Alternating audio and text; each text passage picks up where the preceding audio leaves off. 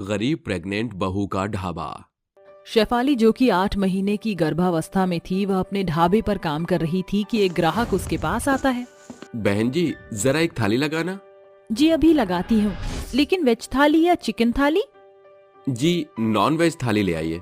तभी शेफाली उस आदमी की थाली लगाकर उसे देने जाती है तो उसके पेट में बहुत दर्द होता है। आह, मुझे दर्द क्यों हो रहा है? कहीं मेरा बच्चा इस दुनिया में अभी तो नहीं आने वाला? नहीं, ऐसा नहीं हो सकता। अरे क्या हुआ, आप खाना ला रही हैं या नहीं? तभी कुछ कदम चलकर शेफाली उसे खाना दे देती है और उसका दर्द भी कम हो जाता है। आखिर 8 महीने की गर्भवती औरत इस तरह ढाबे में काम क्यों कर रही थी? ऐसी क्या मजबूरी आ गई थी? पूरी बात क्या है, ये जानने के लिए हमें कहानी में कुछ समय पीछे जाना होगा, जहां शेफाली अपनी बीमार सास सुमित्रा और पति विनोद के साथ रहती थी। उनका परिवार शुरू से ही गरीब था, जिसका ना कोई अपना घर था, ना ही कोई अपना खेत। बड़ी मुश्किल से वह अपना गुजर बसर कर रहे थे। विनोद के पास ज्यादा अच्छा काम नहीं था, इससे वह कभी नौकरी करता था, कभी नहीं। 1 महीने से वह घर पर बैठा था। तभी उसका दोस्त सुखी आकर कहता है, अरे ओ विनोद, तेरे लिए एक काम है, लेकिन वो बहुत कम पैसों का है। क्या तू वो ये करना चाहेगा? काम? हाँ, मैं जरूर करूंगा काम। काम चाहे कितने भी पैसे का हो, मुझे इस वक्त काम की सख्त जरूरत है। मेरी माँ का इलाज होना बहुत जरूरी है, ये तो तू जानता है। उनके पेट में पथरी है। हाँ जानता हूँ, पर काम तो जानलेवा है। क्या तुझे मशीनों के बीच काम करना है? वहाँ लोहे की प्लेट की कटाइयाँ होती हैं। उस मशीन को तुझे ध्यान से चलाना होगा। मात्र 5,000 रुपए मिलेंगे। मेरी बात समझ रहा है ना तू? बहुत जानलेवा काम है और पैसे भी कम है। अगर तू कर पाएगा तो ही करियो। सुखी, तू मेरी फिक्र मत कर। मैं अपने परिवार के लिए कोई सा भी काम कर लूंगा, चाहे वो जैसा भी हो। मजबूरी का नाम महात्मा गांधी। जीवन जीने के लिए अगर मैं अपने घर वालों को 2 वक्त की रोटी भी नहीं दे पाया तो लानत है मेरे जैसे इंसान पर। ठीक है, तू कल से काम पर आ जाना। इस तरह सुखी चला जाता है और विनोद अपने घर वालों को अपने नए काम के बारे में बता देता है, जिसके बाद वो कहते हैं, अरे आप ये काम क्यों कर रहे हैं? जानते भी हैं ना, वह बड़ी बड़ी मशीन होंगी, पर आपकी आंखें तो वैसे ही कमजोर हैं, चश्मा भी नहीं है आप पर। हाँ विनोद बेटा, बहू सही कह रही है, तू ये काम मत कर, तू कोई और काम कर ले। आप दोनों मेरी फिक्र मत कीजिए, कुछ नहीं होगा। मैं बिल्कुल अच्छे से काम करूंगा। आपकी दवाई लानी है, घर में राशन भी कम है। ठीक है, आप ध्यान से करना काम। अगले दिन से विनोद सुखी की बताई हुई फैक्ट्री में काम करने जाता है, जहां सभी बड़ी मशीनें थी और लाखों मजदूर वहां काम कर रहे थे, लोहे की प्लेट की कटाई कर रहे थे। इस तरह 1 महीना बीत जाता है। रसोई में काम करते वक्त शेफाली को चक्कर आ जाते हैं, जहां वह बेहोश हो जाती है। फिर जैसे जैसे सुमित्रा अपनी छड़ी लेकर डॉक्टर को बुलाती है, जहां डॉक्टर उसकी नब्ज चेक करके बताता है कि बहू गर्भवती है। ये सुनकर सुमित्रा कहती है, सच में मैं दादी बनने वाली हूँ। बहू, तू बहुत जल्द माँ बनने वाली है। मेरा बेटा पिता बन जाएगा। देखना, मेरी पोती आएगी तो मैं झट से ठीक हो जाऊंगी और उसके पीछे पीछे भागा करूंगी। हाँ माँ जी, भगवान करे आप जल्दी से ठीक हो जाएं। आपके ठीक होने के लिए ऑपरेशन कराना होगा, जिसके लिए हमारे पास पैसे नहीं हैं। शाम को विनोद घर लौटता है, जहाँ वो उसे खुशखबरी सुनाती है तो खुशी से विनोद कहता है, अरे वाह माँ, मैं पिता बनने वाला हूँ। मैं तो बहुत खुश हूँ। देखना, मैं अपने बच्चे के लिए बहुत मेहनत करूंगा। और शेफाली, तुम्हें मैं हरी सब्जियाँ कल से लाकर दूंगा। बड़े दिनों बाद आपके चेहरे पर मैंने खुशी देखी। भगवान ऐसे ही हमारे परिवार की खुशियाँ बनाए रखे। 3 दिन बीत जाते हैं। अक्सर पथरी की वजह से सुमित्रा को दर्द होता रहता था। एक दिन शेफाली का पति अपनी फैक्ट्री में काम कर रहा था तो उसकी आंख में कूड़ा चला गया, जिस कारणों से उसे धुंधला दिखाई देने लगा। और तभी काम करते वक्त उस कटिंग मशीन में उसका एक हाथ आ गया, जहां उन कारीगरों ने उसे फौरन अस्पताल पहुंचाया। और बहुत देर बाद जब वो सुखी के साथ घर लौटा तो सुखी शेफाली से कहता है, भाभी जी, विनोद का ख्याल रखना। काम करते वक्त उनका हाथ मशीन के बीच आ गया और वो अपना एक हाथ गंवा बैठे। मालिक ने उन्हें काम से निकाल दिया है, क्योंकि अब वो काम नहीं कर पाएंगे और कुछ पैसे दिए हैं। मैं चलता हूँ। ऐसा कहकर वह चला जाता है और दोनों सास बहू रोने लगते हैं। हे भगवान, हमें गरीबी पहले से ही दी थी, तूने मुझे बीमारी भी दी थी, अब मेरे बेटे का एक हाथ भी छीन लिया। चाहता क्या है तू? हे भगवान, ये क्या हो गया विनोद जी? आप शर्मिंदा महसूस मत कीजिएगा, मैं आपके साथ हमेशा हूँ। आपको कुछ भी चाहिए मैं दूंगी। तुम शेफाली कितना भी कह लो, लेकिन मैं बहुत बेबस लाचार हो गया हूँ, और वहीं मैं अपना एक हाथ भी गवा बैठा हूँ। अब कोई मुझे काम नहीं देगा, ना मैं जिंदगी भर काम कर पाऊंगा, और अपने आने वाले बच्चे के लिए तो कुछ भी नहीं कर सकता। कैसा बाप हूँ, माँ का ऑपरेशन भी नहीं करवा पाया। आप फिक्र मत कीजिए, मैं हूं ना, मैं इस बच्चे का अच्छे से ख्याल रखूंगी। माँ जी को ऑपरेशन भी कराना होगा और आप भी ठीक हो जाएंगे। मैं काम करूंगी, मुझे खाना बनाना बहुत अच्छे से आता है, इसलिए मैं ढाबा खोलूंगी। नहीं बहू, ऐसी अवस्था में तू कैसे करेगी? मैं कर लूंगी माँ जी। ठीक है, उस ढाबे पर मैं भी तुम्हारे साथ काम करूंगा, तुम्हारा ख्याल रखूंगा। एक हाथ से तो हो ही जाएगा मुझसे। आप बार बार खुद को किसी से कम मत समझिए।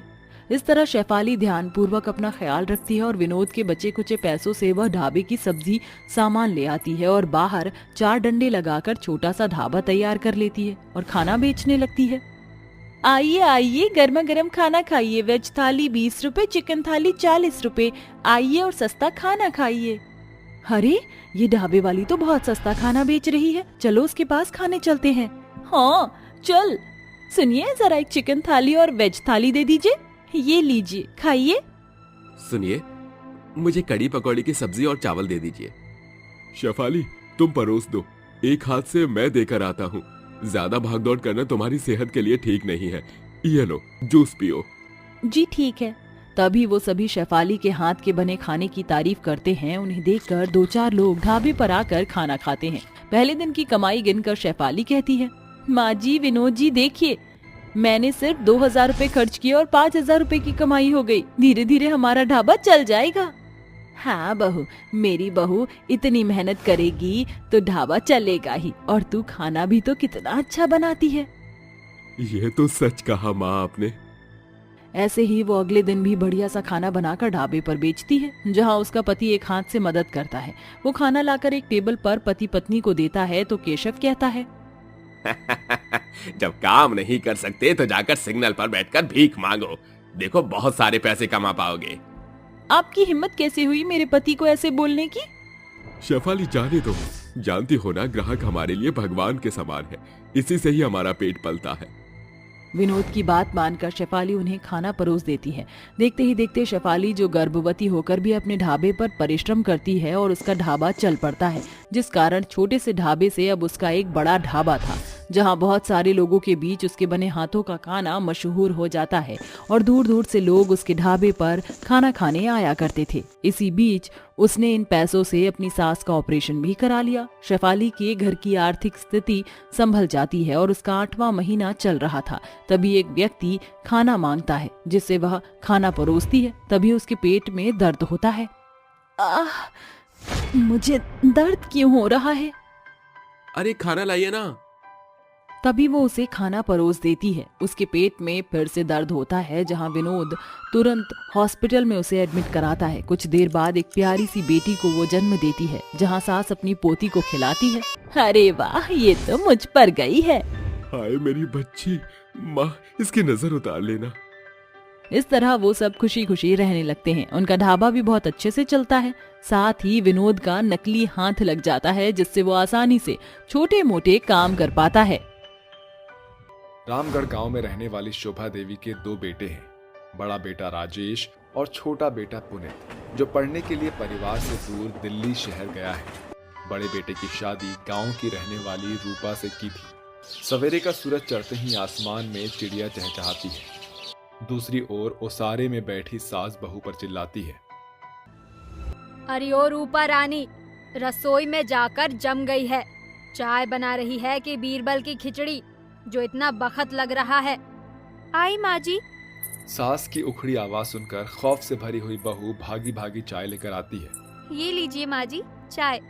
अरे चाय बनाने में तो क्षण भर लगता है, तो फिर आज इतनी लेट लतीफ कैसे हुई? वो माँ जी, कल रात लकड़ियाँ भूल से आंगन में छूट गई थी, इसलिए ओस से गीली रह गई। वाहरी मेरी गवार बहू, काम चोरी तो तुझ में कूट कूट कर भरी है। बस दिलो दिमाग में तो सवार रहता है कि कब पलंग धर पकड़े। इस तरह सास बेचारी बहू को तीखे ताने देने के बाद जैसे ही चाय की एक घूंट पीती है तो नाक चढ़ाकर झटकती हुई कहती है, राम राम राम, अरे कितनी मीठी चाय बनाई है। मरजानी महीने भर के चीनी का कोटा क्या एक कप चाय में ही पूरी कर डाली है। नाश पीटी, क्या फायदा तेरे 5 पास होने का, जो तुझ गवार को इतना भी हिसाब किताब भी नहीं पता कि रोज कितनी चीनी डालती है। मगर माँ जी, मैंने तो नपे तुले हाथ से ही चीनी डाली थी।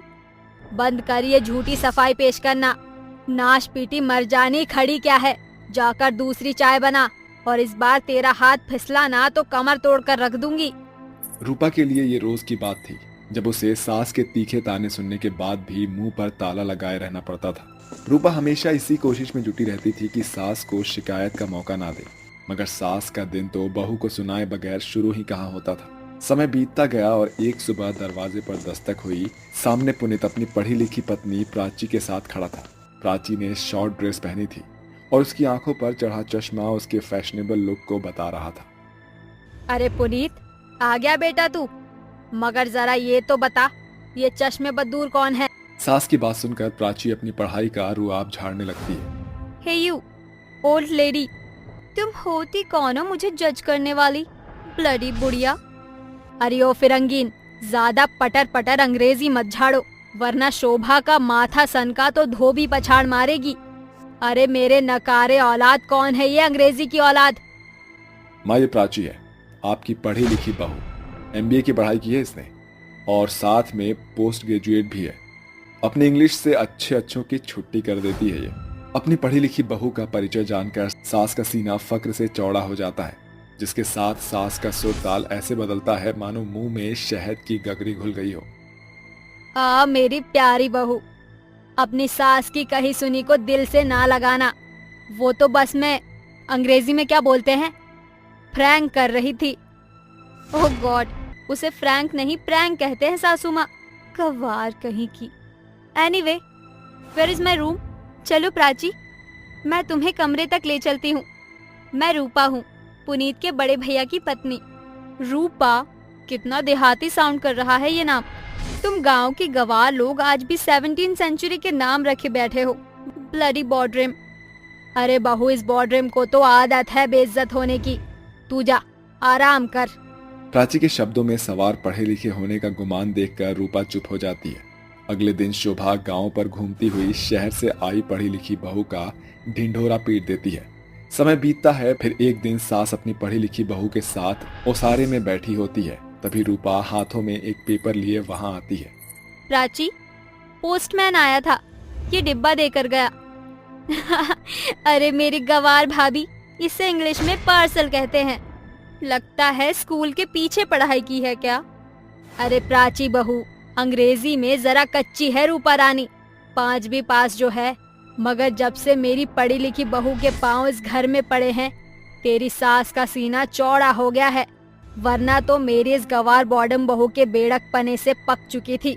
बेचारी बहू रूपा को अपने कम पढ़े लिखे होने के कारण गंवार शब्द सुनकर रुस्वा होना पड़ता है।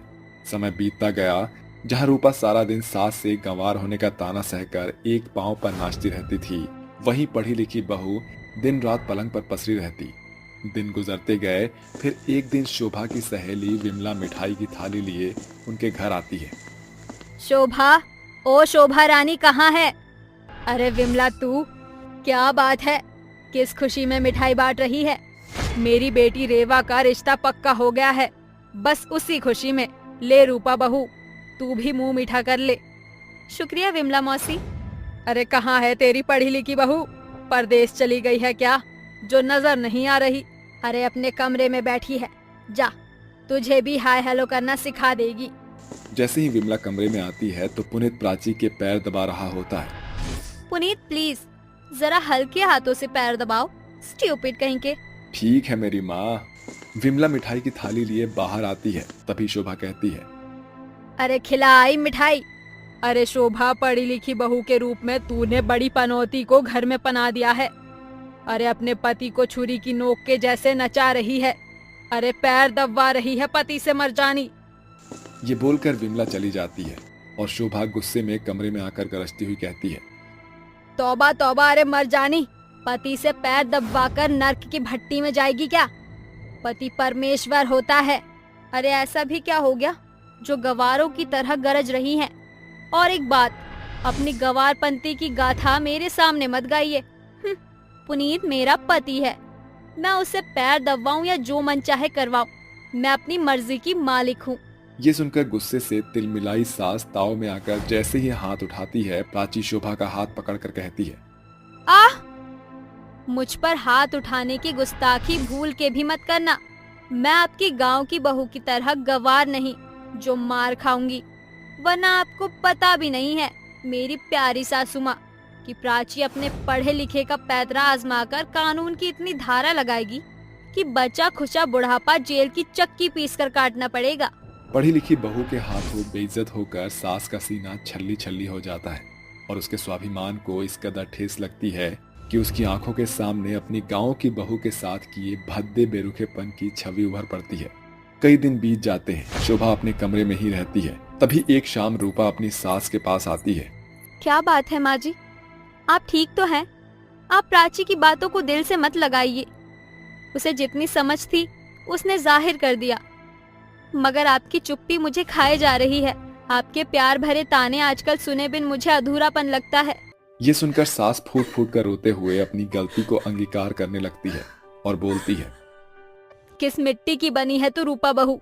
मैंने जो तेरे जीवन को ताने की भरमार से भर दिया, तेरे स्वाभिमान को हर दिन अपने बातों के बाण से छल्ली करती रही, फिर भी तेरे चेहरे पर कोई शिकंज नहीं। माँ जी, सास बहू के बीच खट्टी मीठी नोकझोंक तो होती ही रहती है। मुझे भी गवार सुनकर खुशी नहीं होती, मगर कभी कभी रिश्तों के लिए तानों का घूंट पीना ही पड़ता है। 4 अक्षर पढ़ लिख जाने से इंसान सिर्फ बोल चाल, पहनावा और सहूलियत सीखता है, मगर अपने अधूरे आचरण के कारण अक्सर पढ़े लिखे लोगों के आगे अनपढ़ इंसान का संस्कार ही उन्हें मौन करके मात दे जाता है। अपनी गंवार बहू की सूझबूझ भरी बात से सास को सबक मिल जाता है। कड़वा कथन है, मगर अक्सर पढ़ा लिखा इंसान भी परिपक्व नहीं होता। कभी कभी गंवार शख्स भी ज्ञान में उन्हें पीछे छोड़ जाता है। इसलिए अभिमान में आकर किसी इंसान को खुद से कम आंकने की भूल ना करें। एक गांव में सरवन नाम का आदमी रहता था। उसकी 3 बेटियां थीं, जिसमें से एक अपाहिज, दूसरी अंधी और तीसरी काली थी, जिसके चलते सरवन को उनके लिए कोई रिश्ता भी नहीं मिल रहा था। सरवन शाम के वक्त मजदूरी करके वापस अपने घर लौटता है। उसके आने के बाद उसकी तीनों बेटियां उससे कहती हैं, पिताजी आप आ गए, चलिए आप हाथ मुंह धो लीजिए, हमने खाना बना लिया है, सभी मिलकर एक साथ खाना खाएंगे। शिल्पा की बात मानकर सरवन हाथ मुंह धो लेता है, जिसके बाद वो अपनी बेटियों के साथ बैठकर खाना खाता है। पिताजी, घर में जो भी बचा कुचा था वो हम तीनों बहनों ने मिलकर बना लिया, लेकिन अब घर में राशन खत्म हो गया है। हाँ पिताजी, और मकान मालिक भी किराया लेने के लिए आया था। वो हमें धमकी देकर गया है कि अगर हमने समय पर उसे पैसे नहीं दिए तो वो हमें घर से निकाल देगा। ये सब सुनकर सरवन थोड़ा परेशान हो जाता है। अरे चिंता मत करो मेरी बेटियों, कल मैं किसी तरह घर में राशन डलवा दूंगा। वो ऐसा अपनी बेटियों को कह तो देता है, लेकिन अंदर ही अंदर बहुत ज्यादा परेशान होता है। रात को जब सभी सो जाते हैं तो सरवन अपने मन ही मन सोचता है, मेरी तीनों बेटियां बड़ी हो गई हैं, अब मुझे उनकी शादी भी करनी होगी। शादी करने के लिए तो मेरे पास पैसे भी नहीं है, ऊपर से घर खर्च भी नहीं चल पाता। इतना सब कुछ मैं कैसे करूंगा? एक तरफ सरवन मजदूरी करके अपने घर को चलाने की कोशिश करता, तो दूसरी तरफ वो अपनी तीनों बेटियों की शादी के लिए लड़की ढूंढने लगता, जिसके चलते उसकी गरीबी को देखकर कई सारे लोग उससे रिश्ता जोड़ने से मना कर देते हैं। एक दिन सरवन के पास पंडित आता है और कहता है, अरे सरवन भैया, कैसे हो? मैं आपके लिए बहुत अच्छा रिश्ता ढूंढ कर लाया हूँ। जैसे लड़के आपको अपनी बेटी के लिए चाहिए, बिल्कुल वैसे ही लेकर आया हूँ। देखो ये सब तो ठीक है, लेकिन ये बताओ लड़के वालों की तरफ से उनकी मांग क्या है? तुम तो जानते ही हो मैं कितना गरीब हूँ। अरे ज्यादा कुछ नहीं, बस 5 तोला सोना दे देना। और आप तो जानते ही हो, आपकी लंगड़ी काली और अंधी बेटी से कोई शादी ही नहीं करना चाहता। अगर इनकी शादी करवानी है तो 5 तोला सोना तो देना ही पड़ेगा। ये सुनते ही सरवन के पैरों तले जमीन खिसक जाती है। 5 तोला सोना? ये तुम कैसी बातें कर रहे हो? यहाँ मेरे खाने के लाले पड़े हैं और तुम 5 तोले सोने की बात कर रहे हो? अरे अगर तुम्हारे पास फूटी कौड़ी नहीं है तो अपनी अपाहिज, अंधी और काली कलूटी बेटियों को अपने घर में ही बिठाए रखो, क्योंकि ऐसी लड़कियों की शादी अच्छे घरों में नहीं होती। ऐसा कहकर पंडित वहां से चला जाता है, जिसके बाद सरवन बहुत उदास हो जाता है और सोचते सोचते एक नदी किनारे पहुंच जाता है। मैं एक अच्छा बाप नहीं हूँ। मैंने आज तक अपनी बेटियों को कुछ भी नहीं दिया, यहाँ तक कि मैं उनकी शादी भी नहीं करवा सकता। इससे अच्छा तो मैं मर ही जाता। ऐसा सोचकर सरवन अपनी जान देने के लिए नदी के अंदर कूद जाता है, लेकिन तभी बूढ़े सरवन को अपने दोनों हाथ में उठाए देवी माँ नदी से बाहर निकलती हैं और सरवन को जमीन पर उतार कर उससे कहती है, अरे कितने मूर्ख इंसान हो तुम। इंसानों का जन्म हर मनुष्य को ऐसे ही नहीं मिल जाता और तुम अपने जीवन को बिना ही वजह त्यागने जा रहे हो। देवी माँ की बातें सुनकर सरवन रोने लगता है, जिसके बाद वो अपनी गरीबी के बारे में देवी माँ को बताता है। तुम्हें चिंता करने की कोई जरूरत नहीं है, मैं तुम्हारी मदद करूंगी। तभी देवी माँ अपनी जादुई शक्तियों के द्वारा 3 जादुई लहंगे प्रकट करती हैं। ये कोई मामूली लहंगे नहीं बल्कि जादुई लहंगे हैं। इन जादुई लहंगों को अपनी बेटियों को पहना देना, जिसके बाद ये जादुई लहंगे अपना कमाल दिखाएंगे और तुम्हारी तीनों बेटियां बिल्कुल ठीक हो जाएंगी। ऐसा कहकर देवी माँ वहां से गायब हो जाती है, जिसके बाद सरवन उन जादुई लहंगों को अपने हाथों में उठाकर अपने घर ले आता है, जिसके बाद वो उन तीनों जादुई लहंगों को अपनी बेटियों को दे देता है। अरे बेटियों, लो जल्दी से अपने ये शादी के लहंगे पहन लो। लेकिन पिताजी, हम अपनी शादी का लहंगा शादी से पहले क्यों पहने? अरे ये तो तुम्हें लहंगा पहनने के बाद पता चल जाएगा। सरवन की बात मानकर उनकी तीनों बेटियां उसके लाए हुए जादुई लहंगे पहन लेती हैं। जैसे ही शिल्पा लहंगा पहनती है, उसके दोनों पैर बिल्कुल ठीक हो जाते हैं और वो चल फिर पाती है। वहीं दूसरी तरफ जैसे ही रेखा लहंगा पहनती है, उसका काला रंग अचानक से बहुत गोरा हो जाता है और वो बहुत खूबसूरत लगती है। वहीं दूसरी तरफ जैसे ही ममता जादुई लहंगा पहनती है, उसकी आंखें वापस आ जाती हैं और उसे सब कुछ दिखाई देने लगता है। पिताजी, इस लहंगे को पहनते ही मेरे पैरों में ताकत आ गई और मैं अपने पैरों पर चल सकती हूँ। पिताजी, जरा मुझे देखो तो सही, मैं तो बहुत काली थी लेकिन अब मैं बहुत गोरी और सुंदर लग रही हूँ। ऐसा कैसे हुआ पिताजी? पिताजी, मैं सब कुछ देख सकती हूँ, मुझे सब कुछ नजर आ रहा है। पिताजी, मुझे तो यकीन ही नहीं होता कि मैं भी अब इस दुनिया को देख सकती हूँ। ये सुनते ही बेचारे सरवन की आंखों में आंसू आ जाते हैं और वो अपनी बेटियों को गले से लगाकर कहता, अरे बेटियों, ये कोई मामूली लहंगे नहीं है, ये जादुई लहंगे हैं। सरवन के इतना कहते ही उन तीनों जादुई लहंगे के अंदर से सोने के सिक्के, हीरे और पैसे निकलने लगते हैं। पिताजी, जरा देखिए तो सही, मेरे लहंगों के अंदर से सोने के सिक्के निकल रहे हैं। हाँ पिताजी, मेरे लहंगे के अंदर से हीरे निकल रहे हैं। और पिताजी, मेरे लहंगे के अंदर से तो इतने सारे नोट निकल रहे हैं, ये तो सच में जादुई लहंगे हैं। ये चमत्कार देखते ही सभी लोग हैरान रह जाते हैं। तभी सरवन अपनी तीनों बेटियों को पूरी सच्चाई बताता है। लेकिन देवी माँ ने मुझे मरने से बचा लिया और मुझे जादुई लहंगे दिए। पिताजी, भला हो उन देवी माँ का जिन्होंने आपकी मदद की, और आप हमें छोड़कर कैसे जा सकते हो? वैसे ही हमारी माँ हमारे साथ नहीं है। हाँ पिताजी, आपके अलावा हमारा इस दुनिया में कोई भी नहीं है, आप ऐसा कैसे कर सकते हो? पिताजी, हमसे वादा कीजिए, आज के बाद आप हमें कभी छोड़कर नहीं जाओगे। मेरी बेटियों, मैं तुमसे वादा करता हूँ, आज के बाद मैं ऐसा कभी नहीं करूँगा। सरवन की तीनों बेटियां उसे गले से लगा लेती हैं। वहीं दूसरी तरफ पंडित उनके घर आता है और उनसे कहता है, अरे वाह, मैं कोई चमत्कार तो नहीं देख रहा। तुम्हारी अपाहिज बेटी अब चल सकती है, तुम्हारी अंधी बेटी को सब दिखाई दे रहा है, ऊपर से तुम्हारी ये काली बेटी की तो काया ही बदल गई है। अरे क्या बात है, तुम्हारी तीनों बेटियां अप्सरा लग रही हैं। अप्सरा? वैसे मैं तुम्हारी तीनों बेटियों के लिए एक बहुत बड़े घर से रिश्ता लेकर आया हूँ, और खुशी की बात तो यह है कि उन्हें दहेज में कुछ भी नहीं चाहिए। क्या ये सच है? अगर ऐसी बात है तो मैं इस रिश्ते को करने के लिए तैयार हूँ। पंडित दोनों परिवारों में रिश्ते की बात चलवा देता है, जिसके चलते सरवन को अपनी तीनों बेटियों के लिए लड़के पसंद आ जाते हैं और वो अपनी तीनों बेटियों की शादी बहुत धूमधाम से करवाता है। शादी के दिन जब वो अपनी बेटियों को विदा करता है तो वो अपनी बेटियों से कहता है, अरे बेटियों, देवी माँ ने ये लहंगे मुझे तुम्हारे लिए दिए थे, तुम शादी भी इन्हीं लहंगों में करना। और शादी के बाद इन लहंगों को हमेशा अपने पास रखना। ये जादुई लहंगे आगे हमेशा तुम्हारे काम आएंगे। लेकिन पिताजी, इन लहंगों की हमसे ज्यादा जरूरत तो आपको है। हमारे जाने के बाद आपका गुजारा कैसे होगा? अरे नहीं बेटियों, ये तुम्हारे लिए ही है। अब जो भी करना है मैं सब कुछ अपने बलबूते पर ही करूंगा। ये लहंगे तुम अपने पास हमेशा रखना। कभी भी तुम्हें जरूरत पड़े तो इनका इस्तेमाल करना बेटा।